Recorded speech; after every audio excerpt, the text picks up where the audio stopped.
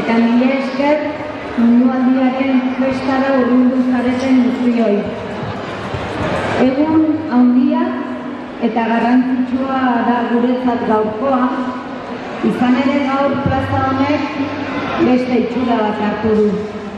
Munduko jolasek hartu dute gaur plaza, eta orain munduko koloreek, zaporeek eta doinuek hartuko dutelako herriko plaza. Eta ezer baino lehen, txalo zaparra bat eskatu nahi dizuet egun hau posible egin duten herritarentzat eta batez ere parte hartzaileentzat.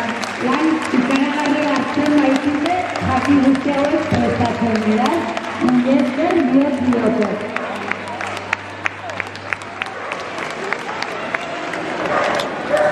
Eta gaur mila esker ere ez dakit luken hemendik handabilen, baina berak prestatu du gaur jakiez aparte, izango dugu musikari atentzioa jartzen badiozu, herrialde guzti hauetako musika eta bestiak entzuteko aukera.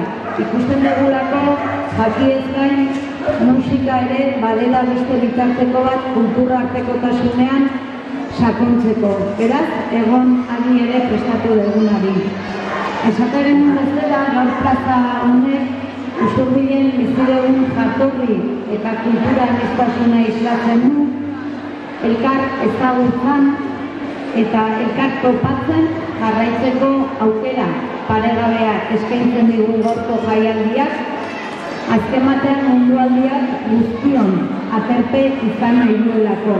Izan ere Usurbil aniztasunean aldatzen ari den herri bat da. Gure herrian jatorri desberdinetatik etorritako geroz eta herritar gehiago gara, eta ondorioz jatorri, kultura, hizkuntza, erlijio eta oroak identitate aniztasuna bizi dugu, eta hori bada erronka bat gure herriarentzat.